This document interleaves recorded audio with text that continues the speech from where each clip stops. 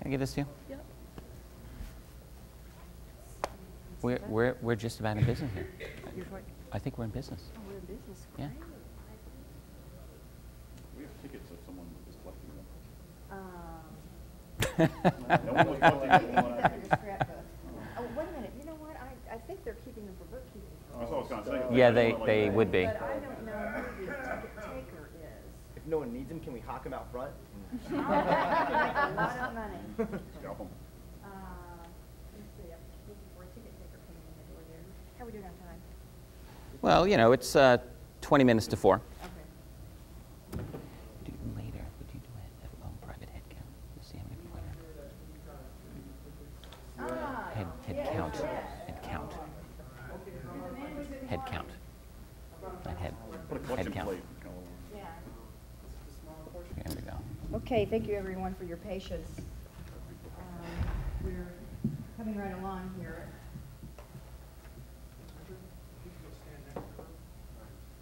You want to test? No. This mic's the only mic in the video. Okay, this is a, okay.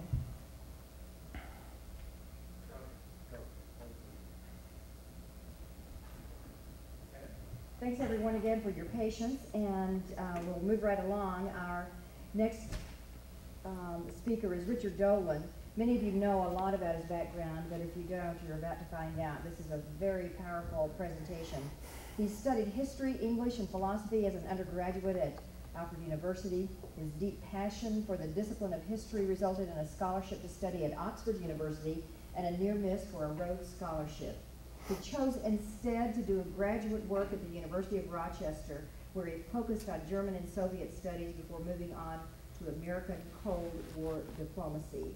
Not wanting to teach, or actually preferring to do something a little different, he left academia to write. In 1994, he became interested in the UFO issue, approaching it from the angle of history and politics.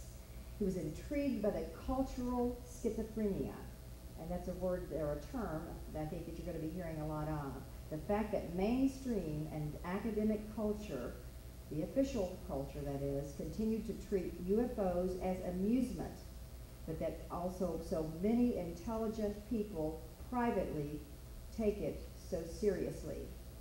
Through 1995, 96, and 97, he conducted a systematic bibliographical search, hunting down the many out-of-print books and UFO documents released over the years through the Freedom of Information Act, and that was quite a challenge.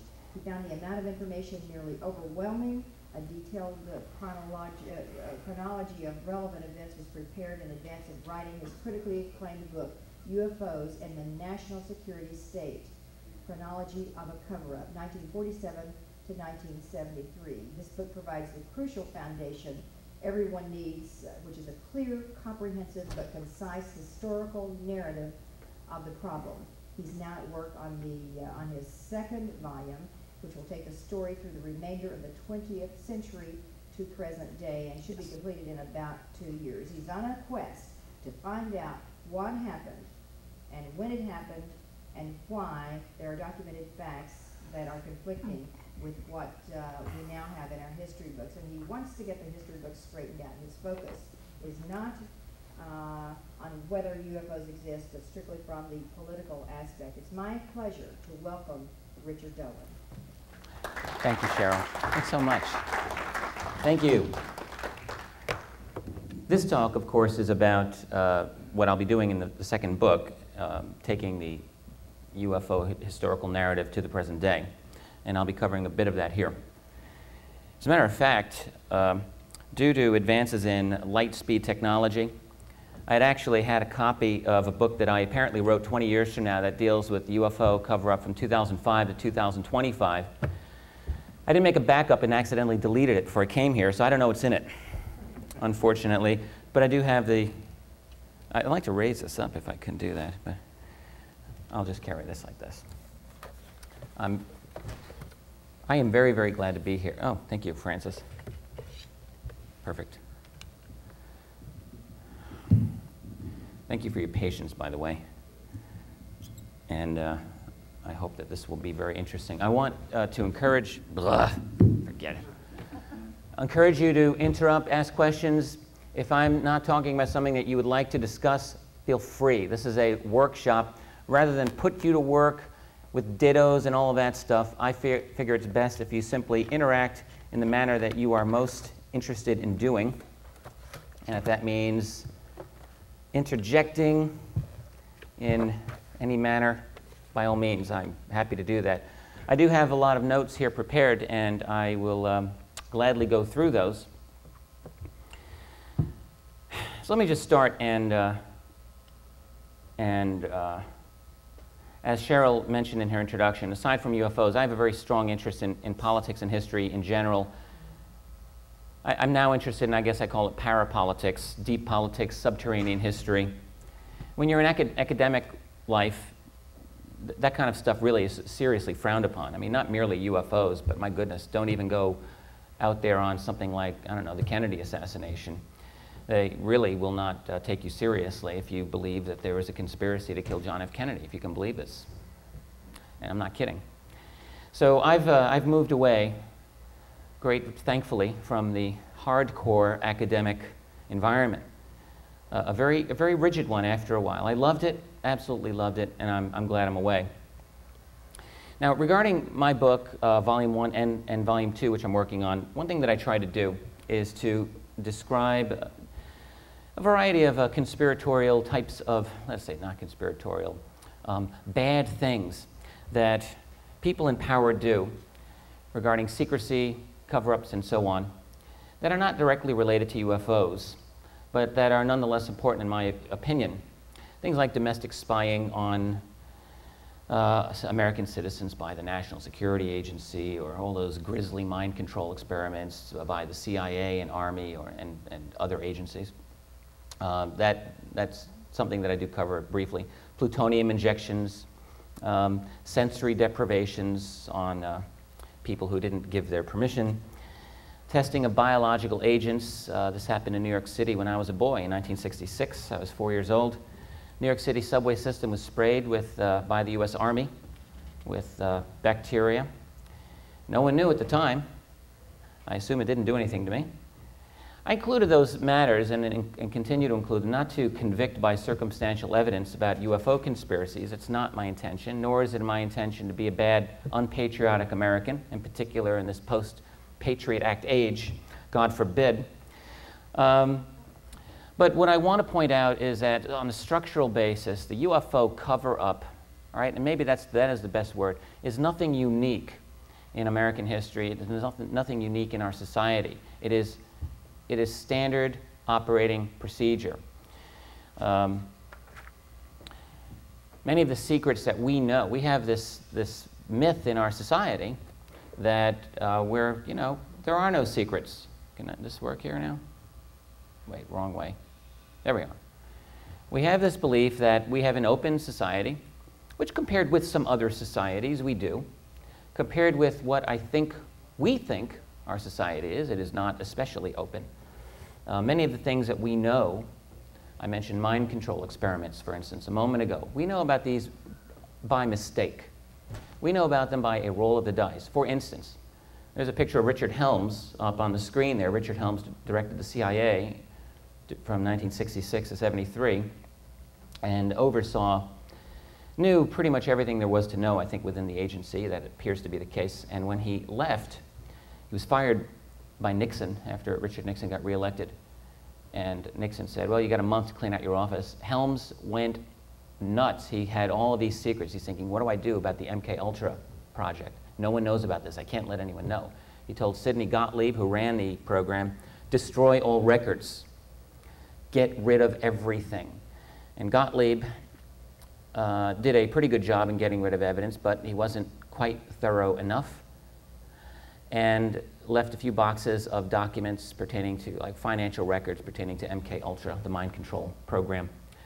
A few years later, they were found by journalist John Marks, and that is how we learned, okay, about MK Ultra.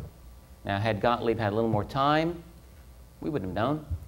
Same thing applies to other federal branches, such as the FBI. Under J. Edgar Hoover, Hoover had an enormous stash of documents that were not in the FBI filing system at all. They were labeled official and confidential. They were outside the system. If you were to do a search on them, if you were to do a FOIA request on them, you wouldn't get them because they didn't exist. They were the most personal, you know, the best stuff that Hoover had on people. We know about them because his secretary, when Hoover died, tried to get rid of them, didn't get rid of all of them. Okay. So, as Richard Helms says in that quote up there, the first rule in keeping secrets is nothing on paper. This is certainly what happens. Things don't go on paper, or when they do, there are ways to keep things out of circulation. If I'm a federal person and I have secrets I want to keep, maybe I can give them to people in private industry.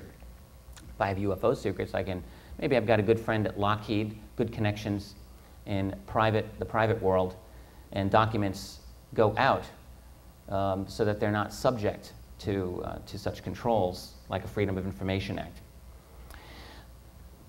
What I said in my lecture yesterday, and I want to repeat today, is that let us not forget that we retain our precious freedoms, the ones that we have, through the preservation, in large part, of our our heritage, our historical documents. And that heritage is preserved first and foremost through documents. No documents, no heritage. No heritage, no freedom.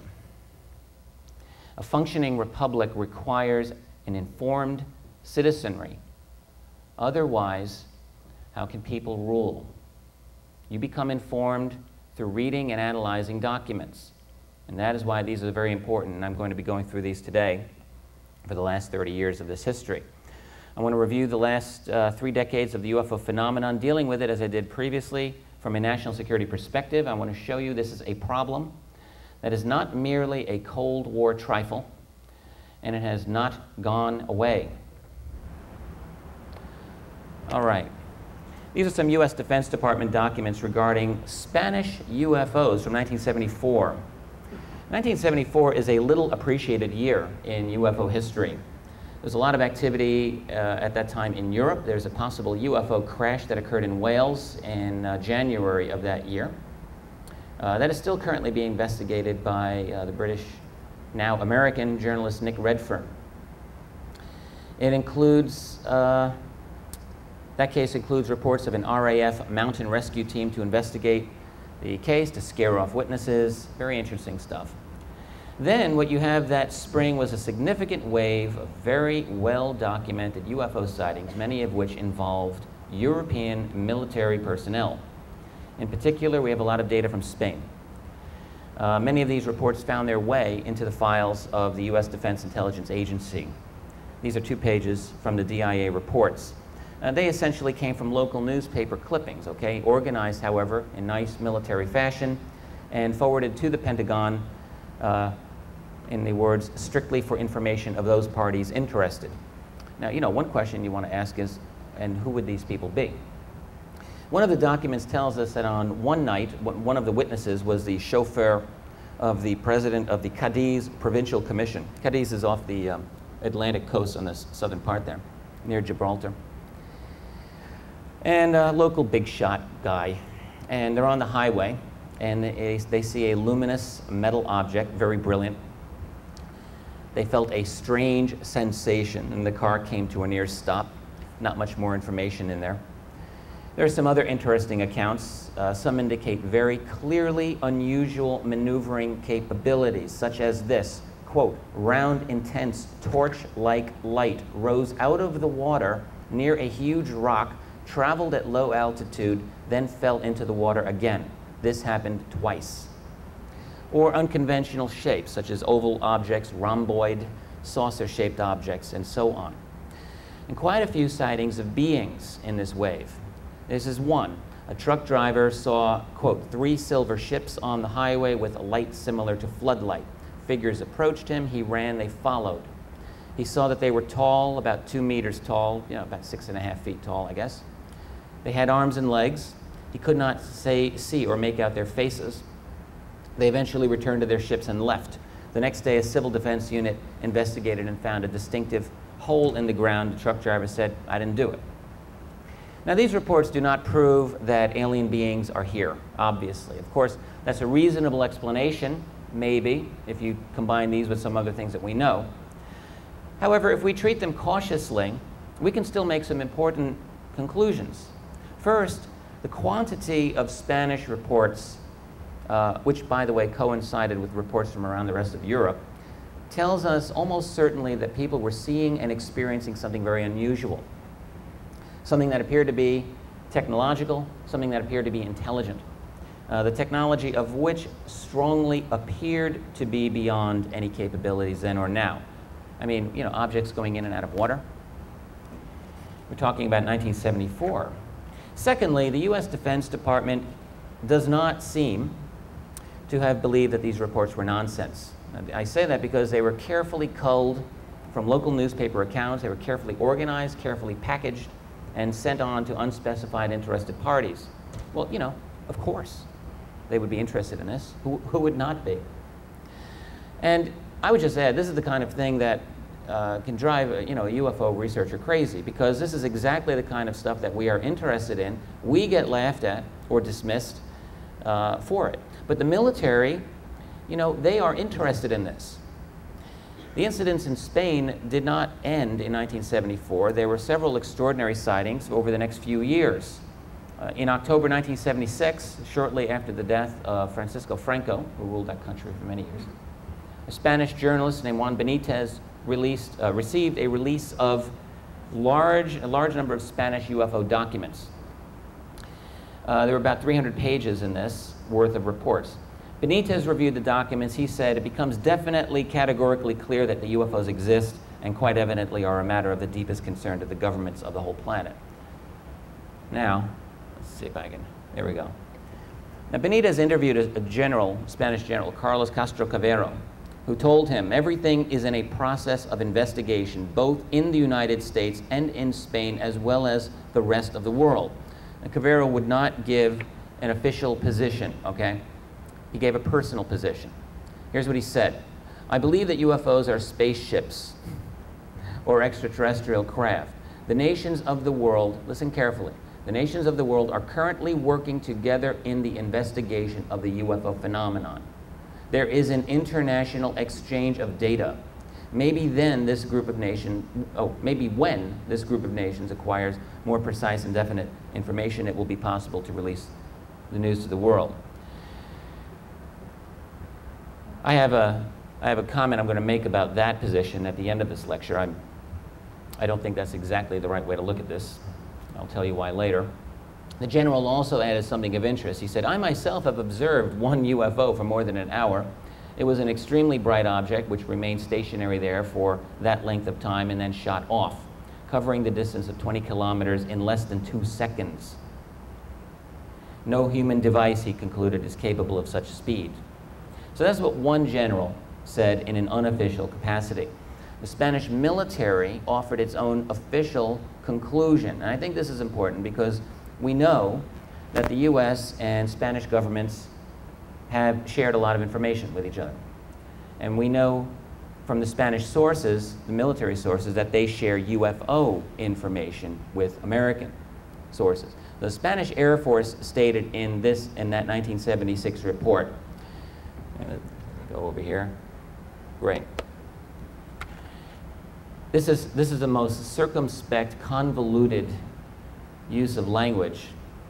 I don't care if it's translated, it's still awful. If we study jointly the 3 reports issued up to now, we would have to face seriously the necessity of having to consider the possibility of accepting the hypothesis, I'm not kidding here, that a craft of unknown origin and driven by an energy likewise unknown is operating freely in the skies. Can you imagine how terrified they were writing this sentence? They had to be.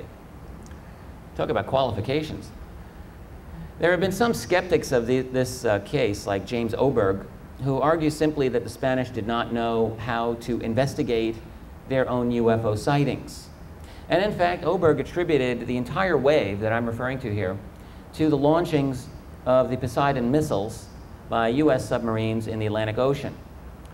Now, I've read his analysis, which I have to say at best is threadbare.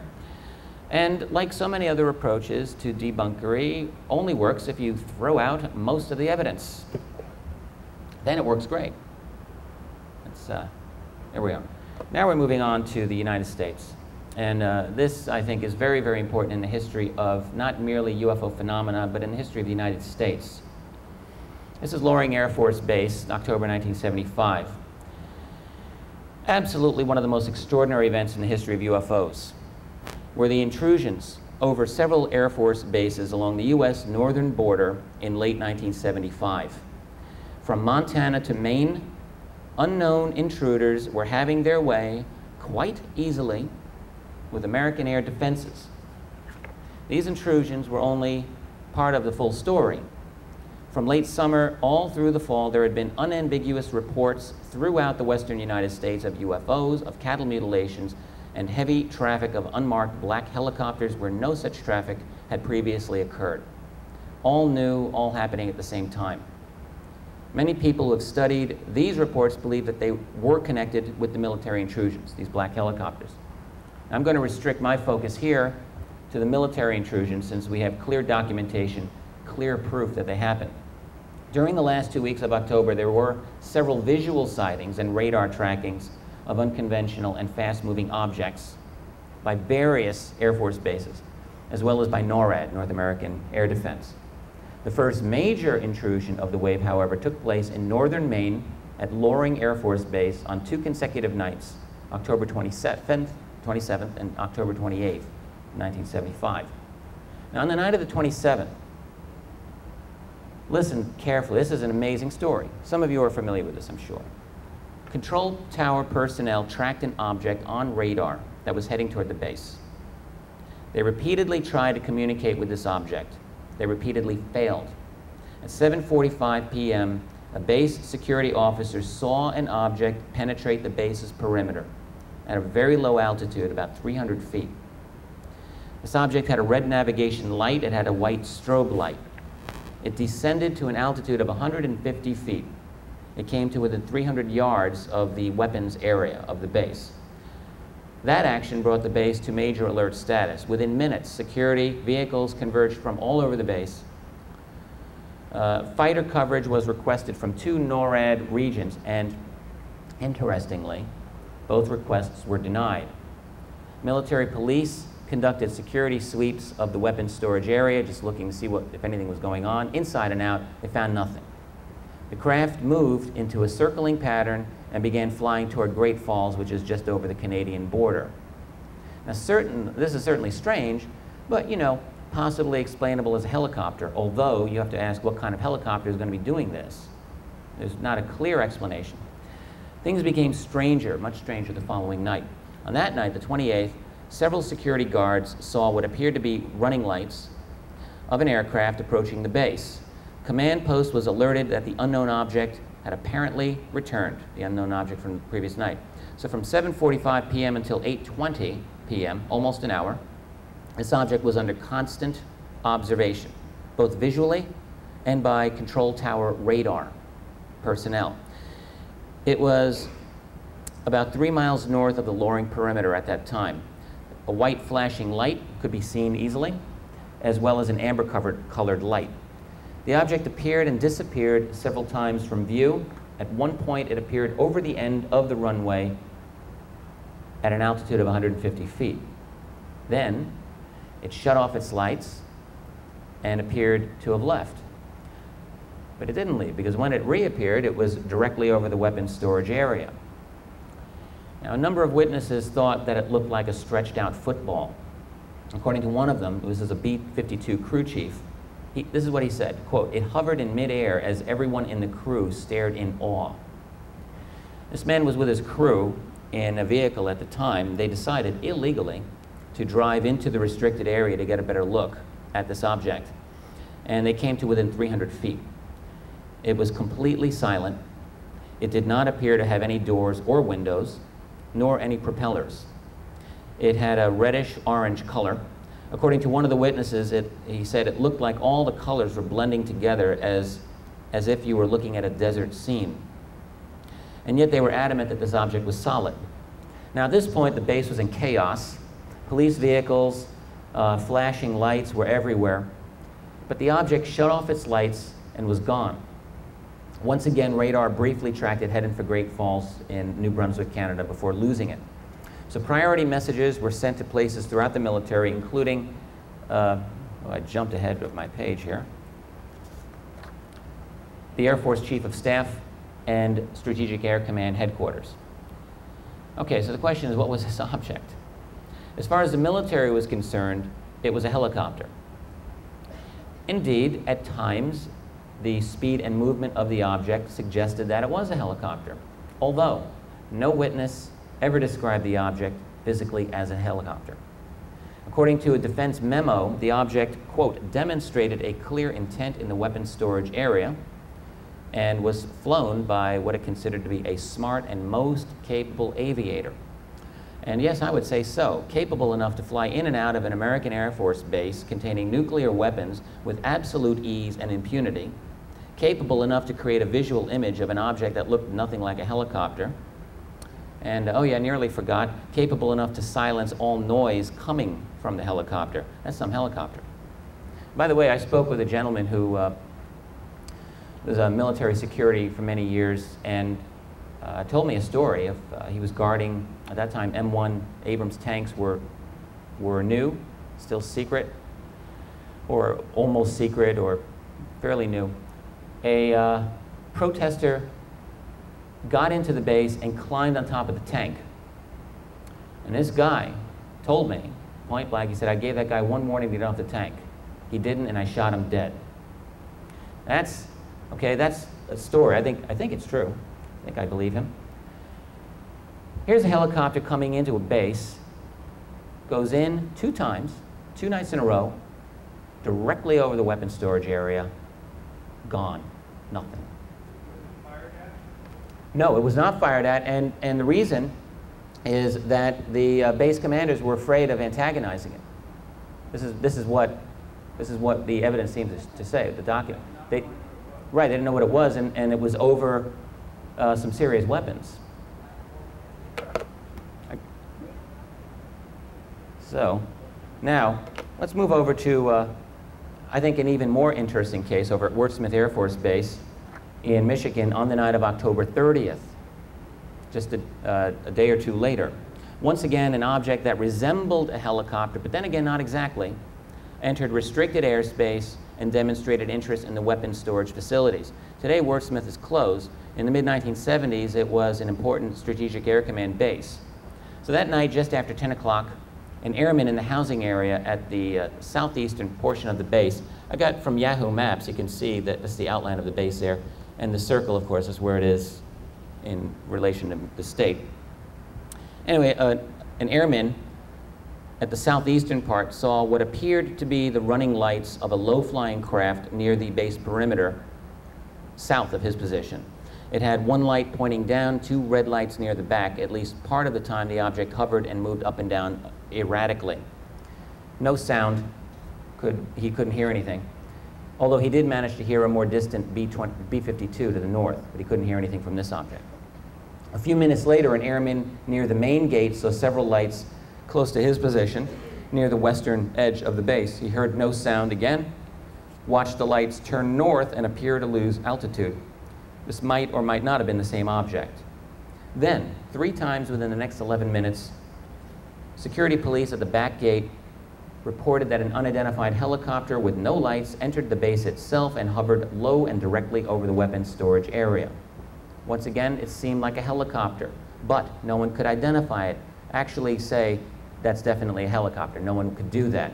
One sergeant said he thought he heard the sound of a possible helicopter coming from an area off the base toward the north.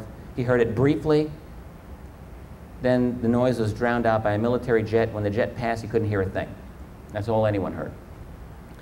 So while these visual sightings are going on, radar personnel are reporting low-flying objects, plural, in the area.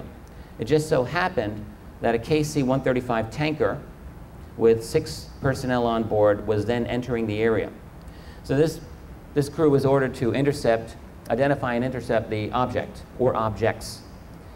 So they're vectored by the base control tower plane pursued what at first appeared to be a single craft for 35 miles southeast, traveling a little faster than 200 miles per hour. After some time, the crew decided they were seeing two objects, not one, with irregularly flashing lights apparently communicating with each other. No one could be sure, though, and the radar returns could not last for more than 10 seconds at a time. They were only about 1 mile behind this thing, and every time that the crew increased speed to close the distance, the object or objects simply pulled away. So at Saginaw Bay, the tanker crew lost their quarry among fishing boat lights. As they started back, it became clear that they were involved in a nice little cat and mouse game because the object, apparently one object, decided to follow them. This is an account of what happened as told to the official base historian. On the way back, we picked up the UFO again at our 8 o'clock position. We turned away and it proceeded to follow us. Finally, we turned back in the direction of the UFO, and it really took off back in the direction of the Bay Area. I know this might sound crazy, but I would estimate that the UFO sped away from us doing approximately 1,000 knots. That happens to be more than 1,000 miles per hour. As the plane approached the base, lights again were seen near the weapons storage area. Following the mission, the crew was cautioned not to discuss the incident. Now, to the extent that anyone tries to explain this incident, helicopter is the most typically offered one, to explain this. But of course, what helicopter is going to fly faster than 1,000 miles per hour? Now, it just so happens that the U.S. military test flew a very important craft for the very first time on September 30th, 1975, shortly before all this airspace violation business began. That's although it's ludicrous to explain this Wordsmith case with the Apache helicopter. Actually, the prototype of the Apache was the YAH-64, a Hughes aircraft. But I think it's instructive to understand some of the capabilities of this very impressive helicopter. In the first place, during late 1975, there were exactly 2 flying models of the YAH-64. And both of those models were in California. By January 1976, these 2 models, not these 2, this is the actual Apache, that's not the prototypes. I don't have pictures of the prototypes.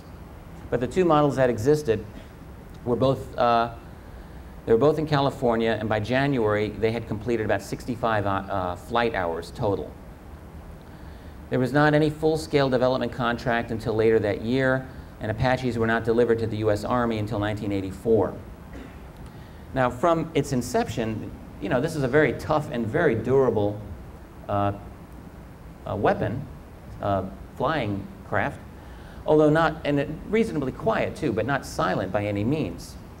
It could achieve a top speed of about 190 miles an hour and a range of about 300 miles. You could extend that range if you wanted to add external fuel tanks, which of course would affect the speed and general performance of the helicopter. But isn't all of this beside the point? Because even today, with all of its various upgrades and modifications, the Apache of the 21st century cannot do the things that were being reported by base personnel in 1975. What remains from this case are reports of a silent or near silent aircraft able to hover and maneuver like a helicopter, but able to accelerate like a jet fighter, engaging in confrontational behavior within sensitive U.S. military installations 30 years ago.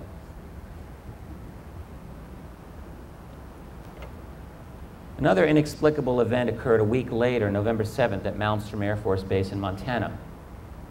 This is the last of the 1975 incursions I'm going to give you any detail about. At about 3 o'clock in the afternoon on November 7th, electronic sensors at the base detected a violation of missile site security in an area that was designated as K7. And Malmstrom had Minuteman missiles out there and nuclear missiles.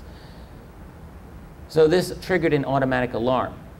And since there were no surveillance cameras on the area, a sabotage alert team, SAT, was ordered to investigate.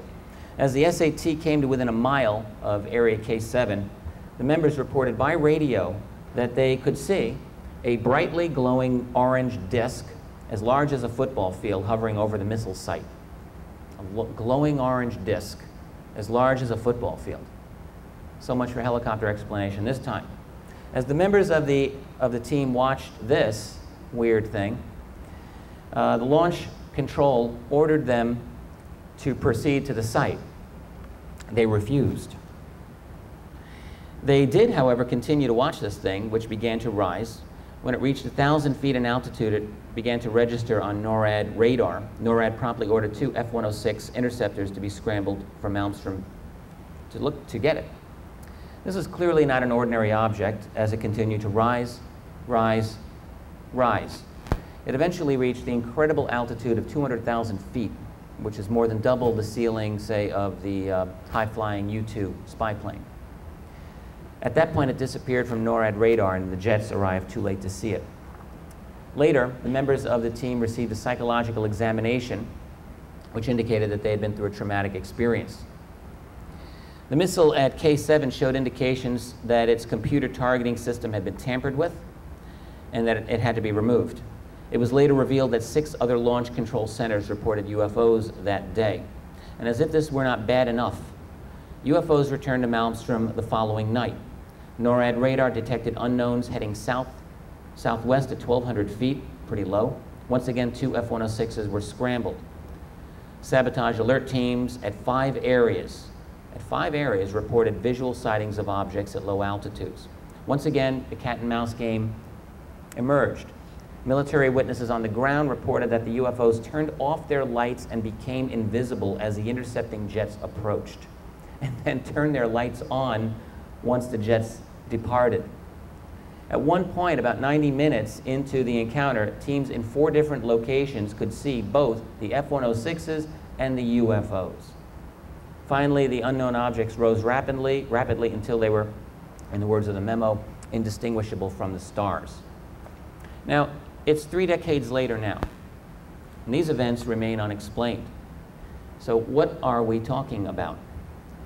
Frankly, there are hundreds of similar UFO sightings that describe performance capabilities that match or even exceed what took place here. And these sightings are often very well documented and often made by military personnel. Well, it appears reasonably certain that someone has got some technology that is not acknowledged officially to this day. Now, the possibility of an alien intelligence is obvious, or extraterrestrial. Actually, I often don't like using the phrase extraterrestrial. I prefer to say advanced intelligence not from our civilization. A little more than a mouthful, I admit, but it's also a little more cautious, a little more encompassing. I don't know, for instance, that they're extraterrestrial. I don't know. I think they probably are, but I don't know this. Could it be, however, that the intrusion was actually the product of secret terrestrial or secret military technology? Now, I'm going to come back to this because it's an important issue we have to deal with. But let me have a few more minutes, and I want to describe a few other cases to you first. Essentially, though, I think that the explanation of secret technology has some serious problems. I'm not saying that it can't explain some of the interesting UFO cases we have. In fact, I think probably that it does explain several, but it's problematic, as I will explain in a few moments. The final point I want to make here about the 1975 incursions is that we have in all of this not only the incredible airspace violations, we have also at that time what seemed to be very clear evidence of some kind of covert American military action in the form of black helicopters. And that's because it was during this wave, 1975, in the Midwest especially, that people started to see these things, often flying in new air routes, often engaging in provocative actions like hovering over people's homes, often appearing in conjunction with another weird development, animal mutilations. Now, could these helicopters have been responsible for the incursions that I'm talking about here? Well, I don't think so. In the first place, they never showed evidence of extraordinary capabilities, maneuvering and so on, as happened in many of the Air Force cases here. And also, these black helicopters sounded like regular helicopters. Some have speculated that the helicopters might be some kind of anti-UFO action crew or some such thing. Who knows? Maybe. Also during that time period were two of the most spectacular abduction cases in recent history, and that was of Air Force Sergeant Charles Moody in mid-August and forestry worker Travis Walton in early November. Moody was in New Mexico, Walton was in Arizona. So lots of action going on in both of those states. When people try to explain UFOs as some psychological event, I have to remind myself and remind them of cases like these, cases that are clearly, according to the documentation we have, technological. UFOs continued to haunt American airspace through 1976. Here's a report from January 76 regarding an intrusion over Cannon Air Force Base in New Mexico. And I'm really not going to bother to focus in on too many of these. You can see some of the relevant language there, describing the object fairly specifically. 25 yards in diameter, gold or silver in color with blue light on top, hole in the middle, red light on bottom. Someone saw something pretty clearly. This is another one regarding Fort Ritchie, Maryland. Okay, pretty close by, from July 30th, 1976. In the early morning hours, in this case, several patrols saw 3 oblong objects with a reddish tint. Another patrol saw a UFO over the ammo storage area about 100 to 200 yards altitude, very similar to the Loring and Wordsmith intrusions. And yet another violation reported by an Army police sergeant. One witness said the object was the size of a 2.5-ton truck. And then, of course, the now legendary Iranian jet interceptor case from September 1976. This is so well known, rather long to recount. I'm not going to recount all of it here for you. It is not necessary. However, I will just give you the bare bones because you know what? I don't like assuming that everyone knows everything. It's a bad assumption to make. You have 2 F-4 pilots. They get radar visual, intercept attempts, electrical system failures. The object itself did everything. It played cat and mouse games. It disabled the electronics and navigational systems of the pilots repeatedly. It detached smaller crafts that had incredible maneuverability that essentially gave hell to the pilots. This has been reported in detail in many books. According to Lawrence Fawcett and Barry Greenwood, who wrote about this more than 20 years ago, they wrote that reliable sources have told us the Iranian case was about 1.5 inches thick, yet absolutely no admission to having this file has come from any government agency with a possible connection to the case. And this report, by the way, came to us courtesy of a very liberal Freedom of Information Act that no longer exists. The case was briefly mentioned in the Iranian news, the newspaper, the day after it happened. The details were obtained in 1977 by a man named Charles Huffer, who was a teacher at the Berlin American High School in Germany. He initially requested the document from the Secretary of Defense, which was denied. He appealed the decision and got a release of a 3-page message about the report through the Defense Intelligence Agency, all rather quickly, I might add. An addendum to the report added, quote, "An outstanding report. This case is a classic which meets all the criteria necessary for a valid study of the UFO phenomenon." I seriously doubt it would be anywhere nearly that easy to get a Freedom of Information Act request regarding the case nowadays. And in fact, we know this is true regarding the Washington case from just a year and a half ago. FOIA requests have repeatedly gotten nowhere, and I'm going to get to that before we leave. By the way, the same night as the Iranian sighting was a heck of a sighting in Morocco, and Henry Kissinger, who was Secretary of State, was consulted on this and basically shut his own embassy in Morocco out of the loop by giving them the old tired story that the Condon Committee laid UFOs to rest. Maybe it was a meteor you saw, although the details of that case do not indicate meteor. Now, there are several interesting CIA memos from 1976 pertaining to UFOs. One is from April, confirms that the agency continues to monitor UFO phenomena, but not officially, whatever that means. Remember Helms' statement, nothing on paper. Well, corollary might be, don't make your programs official. Another memo from April stated that the Domestic Collections Division, quote, has been receiving UFO-related material. These materials came from science and technology sources, and their credentials removed them from the nut variety. And it referred to CIA UFO experts as well. And then another one from July of that year kind of restates this. It mentions the fact that the Domestic Collections Division has been receiving UFO-related material from many of our science and technology sources. So one question might be, what sort of UFO material was arriving at the CIA's Domestic Collections Division? Whatever it was, it appears that there was an active research and development being done on UFOs at CIA in the 1970s. Now, sorry about the yucky pictures in there. I tried to keep them small in size. I mention this case because it appears linked to unknown aerial phenomena. This is from a June 1976 declassified report by the New Mexico State Police, declassified by the FBI, about cattle mutilations. It talks about removal of body parts with, quote, what appeared to be a sharp, precise instrument.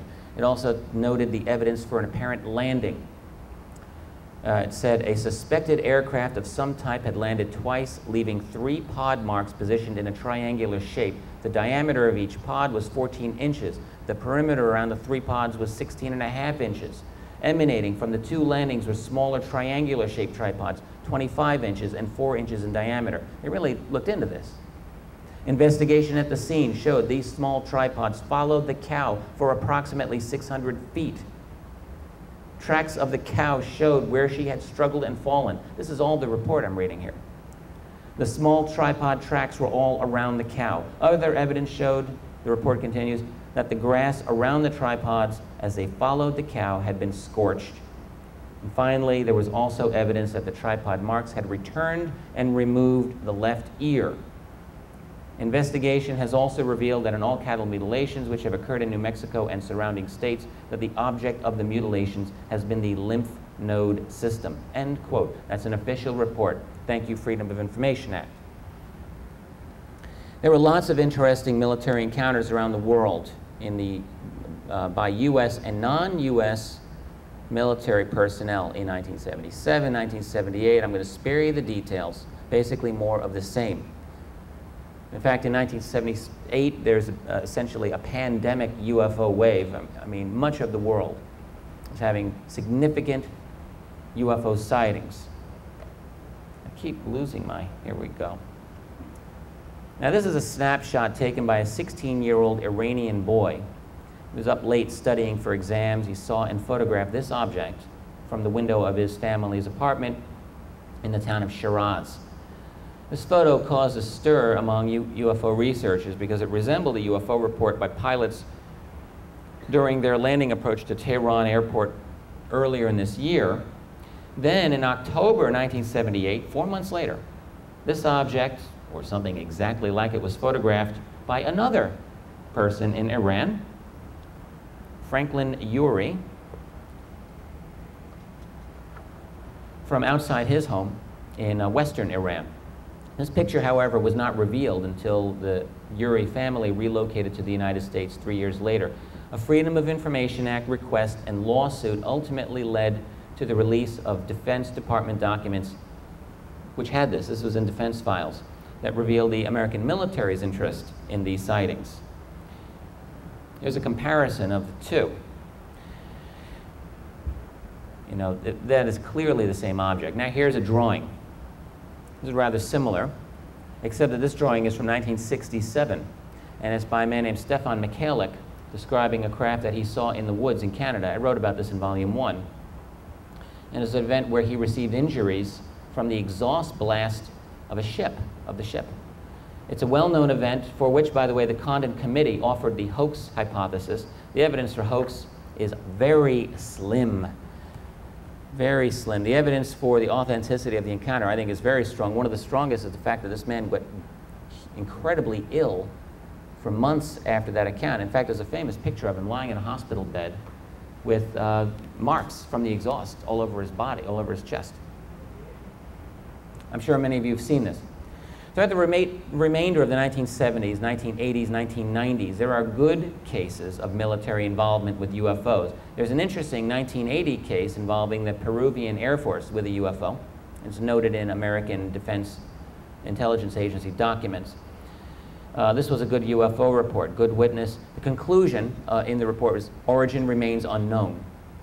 Another interesting Kuwaiti case from 1980, reported by the American Embassy there. Several RAF encounters in November. Then, of course, the monumental case by American servicemen in the Rendlesham Forest at the RAF American base at Bentwaters in England.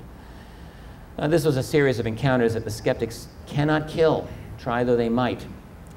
In addition to all of these, frequently with military personnel, it is equally obvious that the CIA was doing some careful work monitoring the UFO situation around the world, just as they had been doing for decades.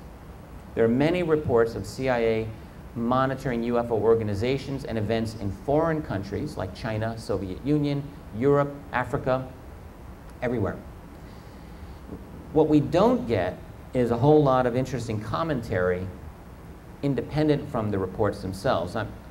In other words, very, very straightforward, rather boring accounts of things that happen, not much commentary at all.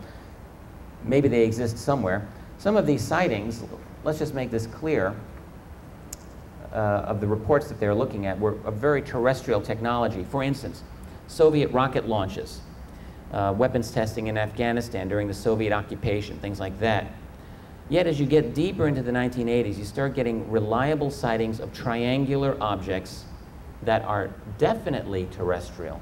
For instance, in August 8, 1989, a former Royal Observer Corps member who's working on a North Sea gas rig about 60 miles off the British coast spotted a matte black aircraft refueling from a KC-135 tanker. It was accompanied by 2 F-111s. Now, these are not photographs, okay? The aircraft, he said, was a perfect triangle. Object was an isosceles triangle with a 30-degree angle at the nose. It was slightly bigger than an F-111. This formation was heading toward the British coast. This man's name was Chris Gibson. Chris Gibson has been written about. He has been described as a master of the art of aircraft recognition. This man competed in international recognition tournaments where a long-distance shot of an aircraft would be flashed on a screen for a fraction of a second. That's who this is the man who identified the triangle. Now, assuming Gibson was accurate about the size of the aircraft, and everyone who's looked at this case is sure that he was, this is not the triangular craft that was seen in the Hudson Valley of New York State a couple of years earlier. The Hudson Valley sightings are, in a way, pivotal in our understanding of this so-called terrestrial or alien technology question. Here you're talking about enormous triangular craft seen by thousands of people. Hovering low, silent, extreme acceleration in all directions, invasion of the airspace twice at least of the Indian Point nuclear power station, during which one time it disabled the electrical and communications systems. This is a drawing over there of by one of the security guards at the plant. In fact, what happened was the object came into the plant, this enormous object. He described it as about almost 900 feet long, and hovered over the only operating reactor. The man in charge of the plant security called the National Guard. He said, I want you to get a helicopter over here and shoot this thing down. Meanwhile, he had the guards with their rifles aimed at this object. He was going to order them to shoot the object. The guards are thinking, how are we going to shoot this thing down? They had no way of doing that. And as, in fact, that he was about to give an order, apparently, to have them engage the object just went away.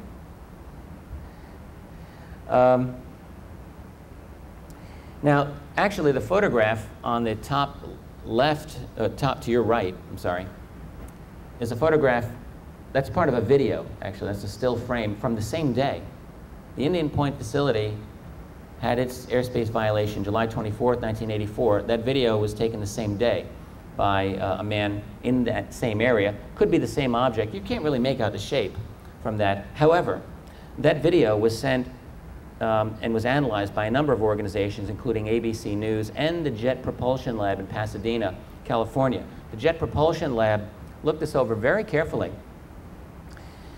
Conclusion, unknown. In other words, they were unable to identify it as any kind of conventional aircraft, and that's all that they would say.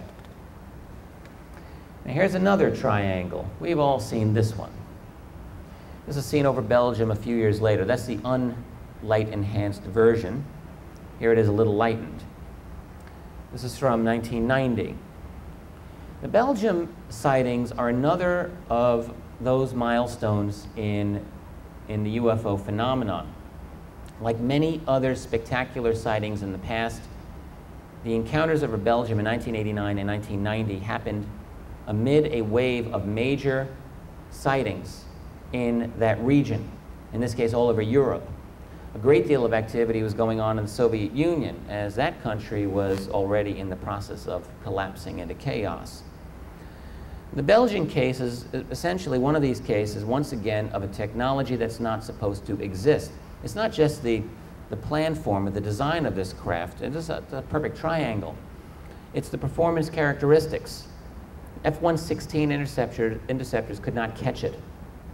This object was equally at ease doing 30 miles an hour as 1,500 miles per hour at instant acceleration, by the way. The documentation on this case is just too good. At one point, Belgian Air Force radar tracked this object. Well, there possibly were more than one triangle, actually. This is one of them. But at one point, the Air Force radar tracked it descending 4,000 feet in 1 second. That's nearly a mile in 1 second. Now, you know, what can do that? And the press coverage, by the way, was simply ridiculous. Mostly it was simply absent. I really think this kind of thing is just embarrassing to report. Let's not forget that, of course, the real national security connections to major media. This has been well documented for a long time. But the coverage of these spectacular events is nearly as spectacular for their ineptness as for the event itself, for the ineptness of the coverage. I think the secret keepers have learned that the best thing that they can do is just to ignore. Don't try to refute. You know, that just makes it worse. Just be silent. This is a change, a definite change in U.S. government policy over the last few decades. The silence, I think, has become more brazen, in my view. You know, sure, in this case, you get a couple of debunking New York Times articles about this months after the fact, poorly reported, as you would expect. No one asks the right questions. Like regarding this. Many reliable witnesses observed what were clearly military UFOs darting and maneuvering in central Nevada in ways that were non-aerodynamic. This is a photo over here taken by Gary Schultz on February 28, 1990. Schultz and his wife went out to the place known as the Mailbox to watch the show. Everyone knew by this point. He had heard Lazar on the radio. Lazar's talking about, yeah, we're going out there, we're watching all of these things go out. Gary Schultz said, holy smoke. And he was expecting a major mob to appear there, and no one was there. He was out there with his wife. One of the things about UFOs, we continually overestimate the interest that these amazing things are going to generate. We can see the enormous implications, and then we think, well, it's just so easy for everyone else to recognize how major a thing this is, and yet people don't get it. So Schultz is out there and his wife, he's got his lawn chair. 7:30 p.m., the first craft came out. He was astounded, leaped out of his lawn chair, took some pictures. And every 45 minutes, one of these came up. There were 6 in all. And 2 or 3 of the craft he described as absolutely amazing. They were brightly pulsating, and he captured this one here rather nicely with a cheap little camera, in fact. Now, I want to stop for a moment and go into the issue of who the heck is making this stuff. When I wrote my book a few years ago, I would have been more adamant in saying that this is not ours. I'm a little less certain of that now. I'm not saying that all UFOs are terrestrial. I do not believe that, actually. by no means. I personally feel that the evidence weighs very strongly toward the primary origin of these as being not from our civilization. But I also believe that there is evidence pointing to the fact that we possess, for all practical purposes, UFO types of technologies. For instance, when I wrote my book, I did not know of a very interesting book by aviation journalist Nick Cook, who wrote a book called The Hunt for Zero Point. In fact, I didn't know about it because my book came out before his. Nick Cook wrote for Jane's Defense Weekly, probably the most prestigious military publication in the world. He was their senior aviation editor. I think he's still there. Does anyone know if Nick Cook is still working for Jane's, or is he gone? Does anyone know this? Someone told me he's no longer there. It would be interesting if that were the case. Anyway, against his initial better judgment, Cook investigated rumors of secret anti-gravity technology, in particular the claims that the Germans had indeed been working on this during World War II. Now, anytime, anyone with any experience in the UFO field has heard this kind of thing, to say the least. It's not my goal here to give you Cook's book, but suffice to say that I for one, was persuaded that he found something, more than just some smoke, maybe a little fire. What it appears is that the Nazis had some advanced designs using unconventional physics that happened to work, at least at the prototype level. And Cook then argued that the Americans got the lion's share of the technology and key personnel after the war through Project Paperclip. Now again, this is not saying that Americans invented flying saucers after World War II. He had no evidence for this, none. By his own analysis, he argues that it looks like the Americans only got going into this in a serious way in maybe the mid-1950s, and that there were really no breakthroughs, if any, until the 1960s. And he was very equivocal about this. He seems to think that a breakthrough occurred at that time. For myself, I think it's entirely possible that a secret breakthrough was made, but I would put the time closer to the 1980s. Of course, we're all guessing here. What Nick Cook's book did do, essentially, is muddy up the waters a little bit so that when we look at the 1975 intrusions that I described earlier, I can't entirely rule out that some secret group somewhere had the technology at this time. I still don't think that is the case, but I'm not willing to rule it out entirely or as completely as I might have done a year ago. And here's another reason why. Ben Rich was the hand-picked successor of Skunk Works founder Kelly Johnson. Ben Rich was a man famous for the stealth fighter, the F-117, as well as the Have Blue stealth prototype, and the top secret F-19 stealth interceptor. In 1986, John Andrews, himself a legendary Lockheed engineer and chief model kit designer for the Tester Corporation, wrote to Rich about UFOs. And essentially, Ben Rich was a friend of Andrews. Essentially, Andrews asked, are the UFOs ours or theirs? And Rich replied, I believe both. He said, in another correspondence, which I don't have the graphic here, I'm sorry, that there are two types of UFOs, the ones we build and the ones they build. Rich said to Andrews that we learned from both crash retrievals and actual hand-me-downs. Rich maintained that the government knew and until 1969 took an active hand in the administration of that information. He claimed that after 1969, after a Nixon purge in '69, that the administration was handled by an international board of directors in the private sector. Ben Rich also said that a craft was recovered at Roswell in 1947,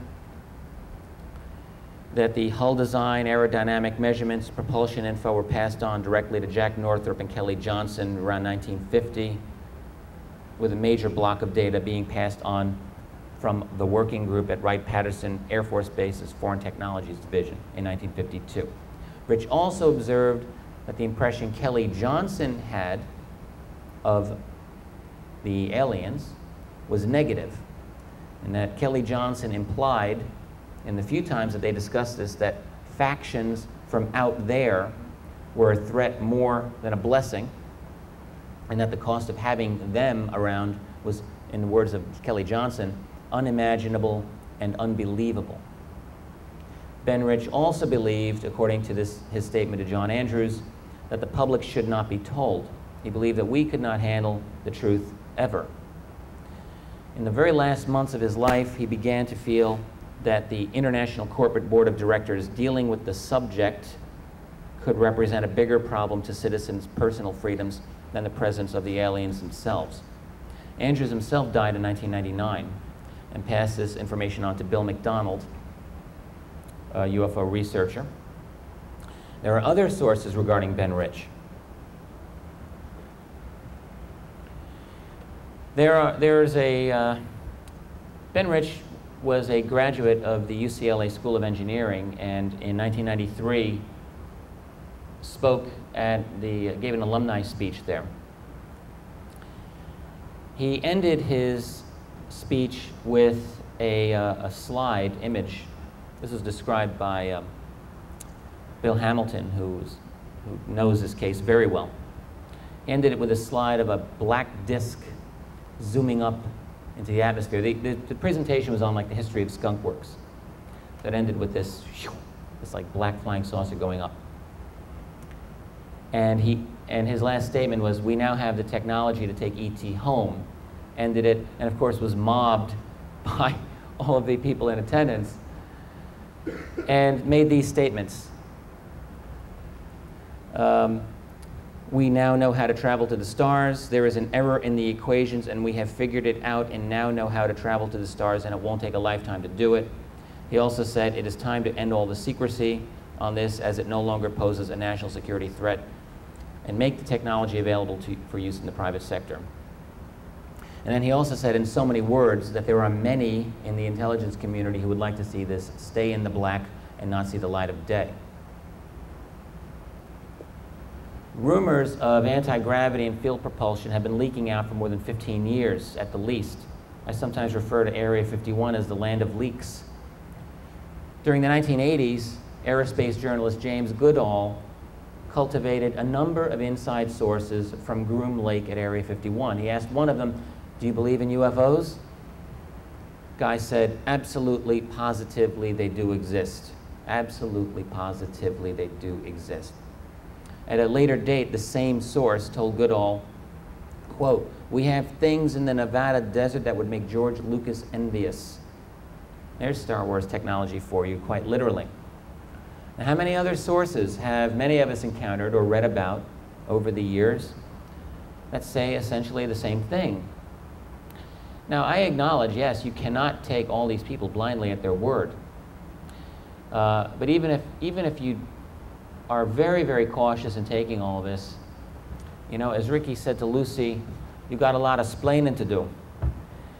There's a lot of these things coming out, and they are very, very consistent.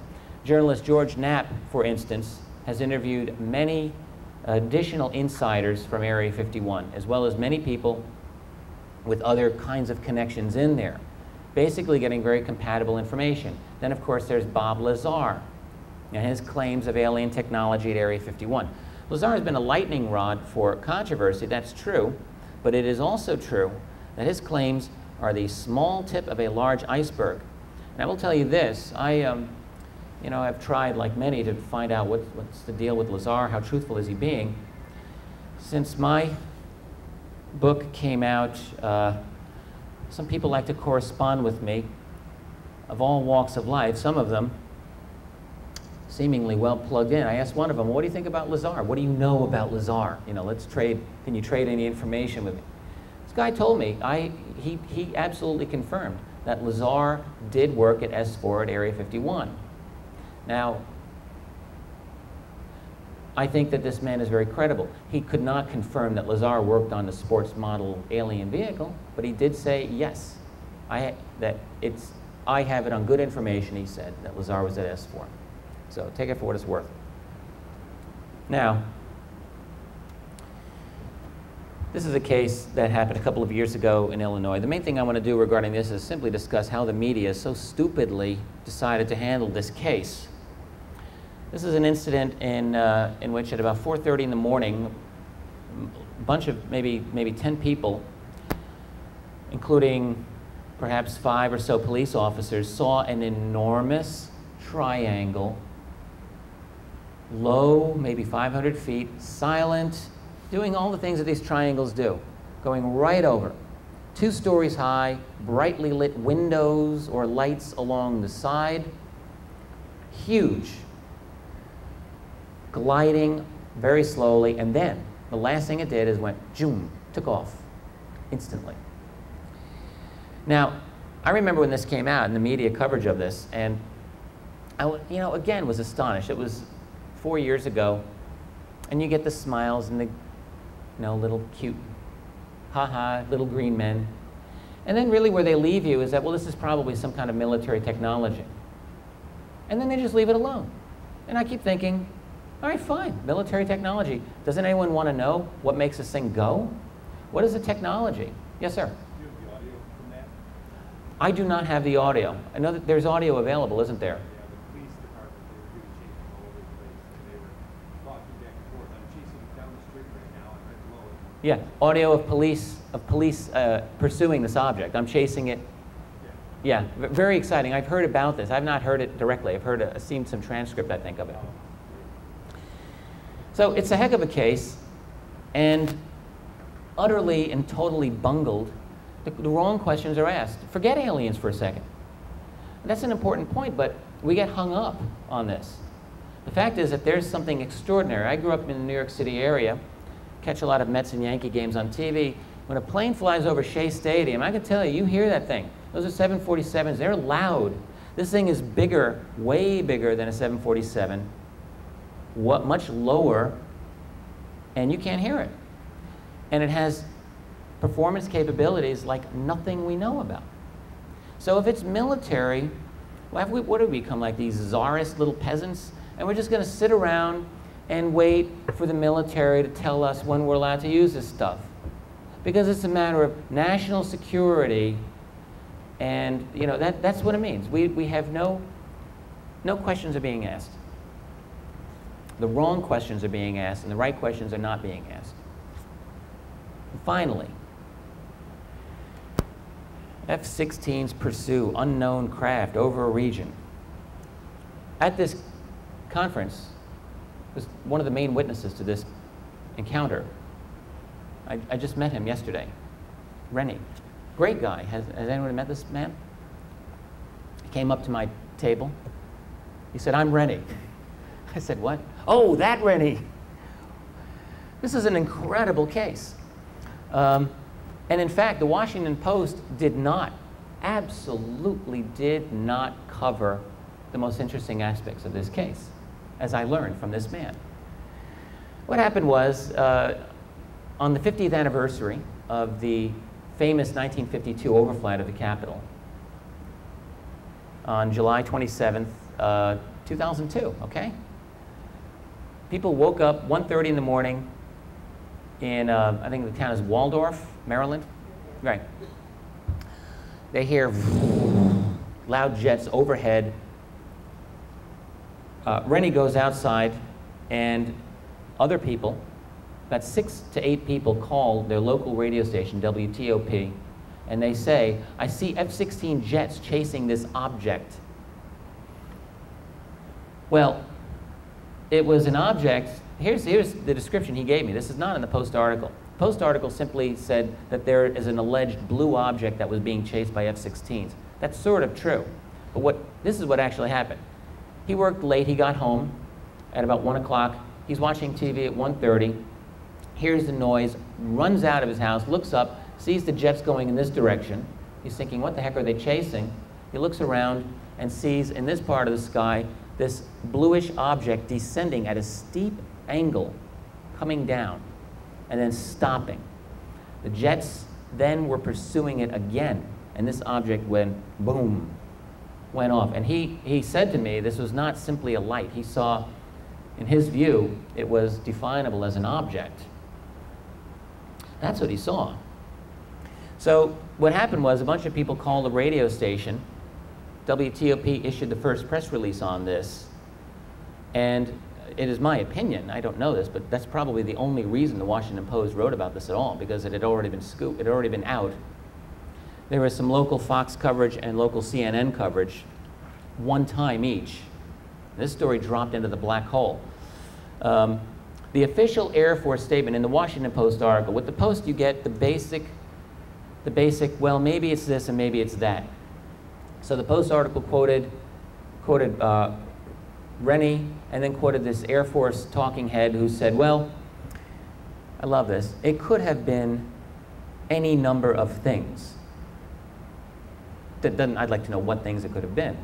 What's option A, what's option B, what's option C? We don't know this. I'd like to know. So in any case, the significant thing about this is a post 9/11 case. And this object was this close to the restricted perimeter around Washington. Didn't go, was very close to it. NORAD had it on radar. An unnamed Air Force spokesman, by the way, said on the condition of anonymity that the object suddenly just faded off the radar. Like they had it on radar and it just went gone. So, now, it's not such a great stretch to assume that we have got some exotic technology that remains unacknowledged, but there are some difficult questions here. First, why do so many encounters between American military aircraft and UFOs seem to be confrontational? It's quite clear from the accounts described here and from others that the American Air Force pilots have been sent on genuine intercept missions for decades to pursue objects that don't look or behave like ordinary aircraft, which outperform the most advanced aircraft of our day. And we don't even today have anything, officially at least, that can match the performance of UFOs from the 1950s. Now, I make this statement based solely from the data gleaned through official military records and through documents obtained through the Freedom of Information Act. Secondly, if many of these UFOs are terrestrial, for instance, let's say the objects from 1975 were human origin, we have to face some disturbing implications, like the likelihood of an organization outside the scope of any official establishment possessing better technology than that of the U.S. military, which would be superior to any aircraft the U.S. military can officially put on the battlefield today in the 21st century. That's a big deal. We could be talking about a rogue element in our own civilization that's secret, extremely powerful, and answers to nothing. For more information on this matter, please see Jim Mars. And I don't rule out such possibilities, but as a matter of explanation, this is not any easier to accept, frankly, than that of alien visitation or an alien presence. And actually, I think the human explanation poses greater problems of explanation when you look at the entire UFO phenomenon, not just one small segment like airspace violations. My own position is that when discussing UFOs, we have to distinguish between ours and theirs, just like what Ben Rich said. I think there are both. I believe in caution when speculating on these matters, but I also believe that when you have the facts in front of you, you have to face them. You have to be forthright. The truth itself is a radical thing, and the truth is something that belongs to all of us. And the truth is like the Hindu goddess Shiva. It's the creator and destroyer of worlds. And it is not done with us yet. The fact, undeniable, and facing us everywhere we turn, is that there is radically advanced technology on this planet that is not being publicly acknowledged. Technology that likely can take people to the stars and back, and much, much more. It looks to me like such technology is here on Earth today, right now. The unproven issue remains, to whom does it belong? And the process of facing this fact will be probably more socially disruptive than anything that I can think about. I think it would easily shatter the very structure of power in our society today. And that's only another incentive to learn the truth and to speak it. Back to our Spanish general friend from 1976. He talked about the possible release of information in the future once the classified world figures out what's going on. Well, you know, sorry, that's just not a realistic way to look at this. Let me just say, UFO disclosure has nothing to do with getting our facts straight. The militaries of the world, they've had more than 50 years to get their facts straight. I think by now, they can have a clue. Maybe not all the blanks filled in, but a general idea? Yeah, I think so. Regarding the release of UFO information, I continue to believe the best analogy that I can think of is that of the Soviet Union from 1985. I may have mentioned this in my lecture briefly. 1985, you have Mikhail Gorbachev coming in, talking about glasnost, a major thing. 70 years of that country's history had been built on lies, murder, falsification of history. Suddenly, openness, restructuring, what's this all about? And it was an amazing thing. And you know, Gorbachev was for real, and 6 years later, there's no Soviet Union. It all went away. Why? Well, the reason is that reforms spiraled absolutely out of control. You want to reform from the inside, so we'll do this little thing here, but that causes these things to happen, and that causes these and these and these, and suddenly you have a situation totally out of control. Lithuanians and Latvians and Estonians say, hey, we don't want to be here anymore. You annexed us in 1940. Azerbaijanis, we don't want to be here. Everything gone. The same thing would happen today. If the President of the United States were to say to you, all right, let's say disclosure happens. President Bush says, you know, UFOs apparently are real and they're alien. Okay, it's come to my attention. So then, you know, you've got how many follow-up questions here? Well, gee, Mr. President, what does that say about alien abductions?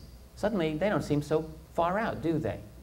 What does that say about claims that we've got secret technology that's alien-derived? What does that say about rumors of alien bases underground? Suddenly, it's a whole new ballgame, and everything is up for grabs. There is too much at stake for those who have these secrets to want to give them up. They have no incentive to do so. I want to leave you with a quote of one of my very favorite writers, which is Niccolo Machiavelli. I quote him frequently. This is important. 500 years ago, Machiavelli explained how to have a revolution from above without most people even noticing. He said, this is in his Discourses on Livy, if you're going to do this, you have to retain the semblance of the old forms, because that's all people notice. You know, in other words, President, Congress, Supreme Court, keep that in mind. So that it may seem to the people that there's been no change in the institutions, even though in fact they are entirely different from the old ones.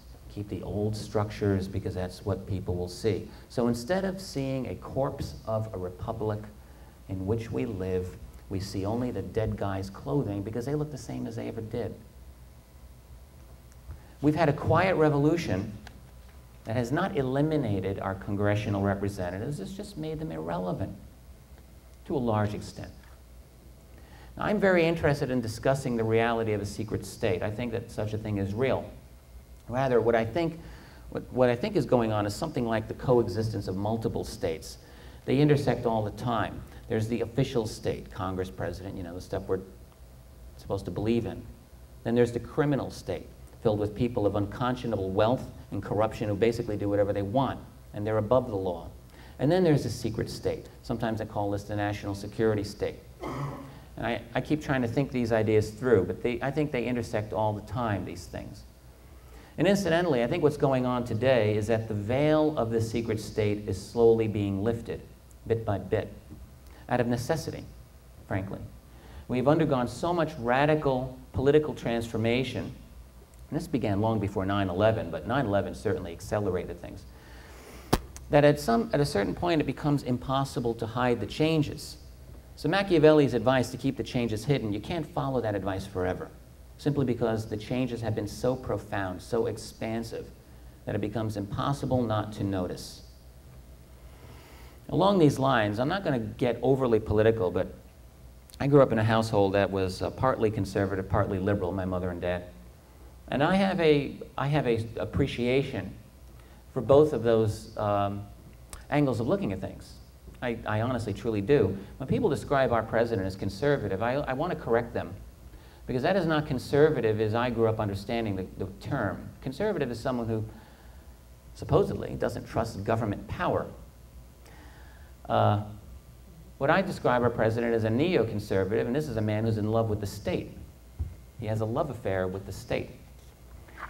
And that is not simply a Republican thing, okay?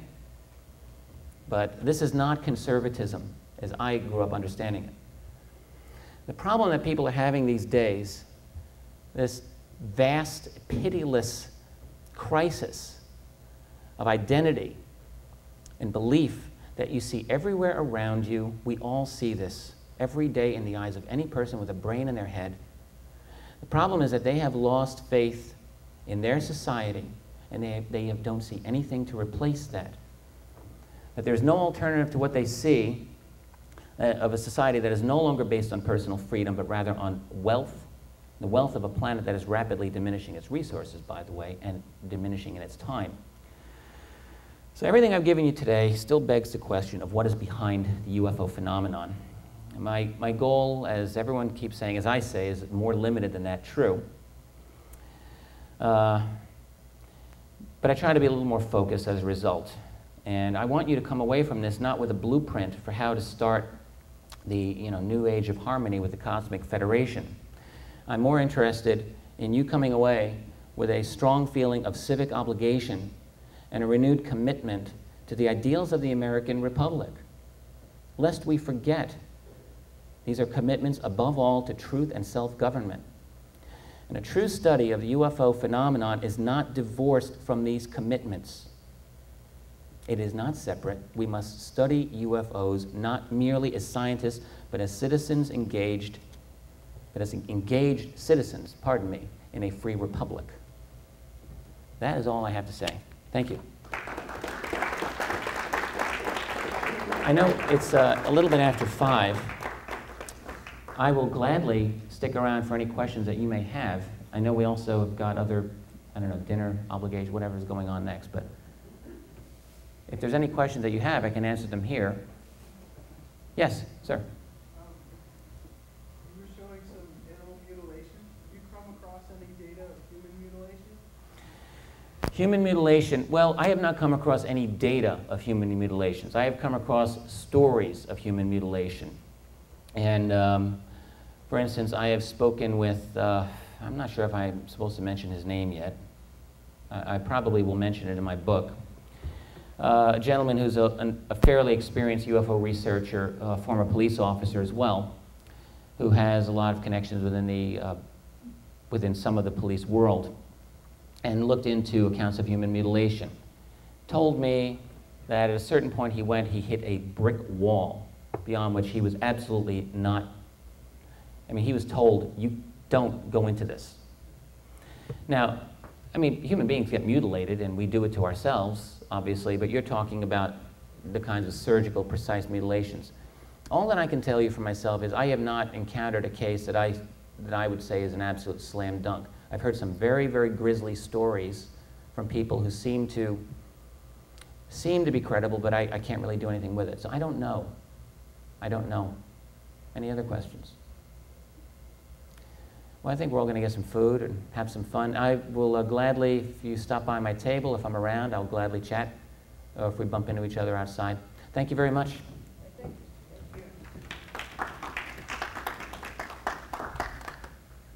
And let's just hang up here. And I work with a gentleman, his name is Richard Dolan, and he told Do me you really? to tell you hello. Oh, tell him I said hi. Yes. Right back at him. He pulled up some of the stuff on the computer for me, and the names. And he said, who is this "Are you going to bozo?" go hear me talk?" Great. I was wondering about that guy in Canada. It's actually Gary's question. He had to leave it. The Canadian from 1967? Yeah, the guy who suffered from burns. Yeah, right, exactly. Stephen McCallick. Were they radiation burns? Yeah, yes, they were. In fact, there were radiation burns in the form of like a checker pattern. In fact, in that image that I showed, the craft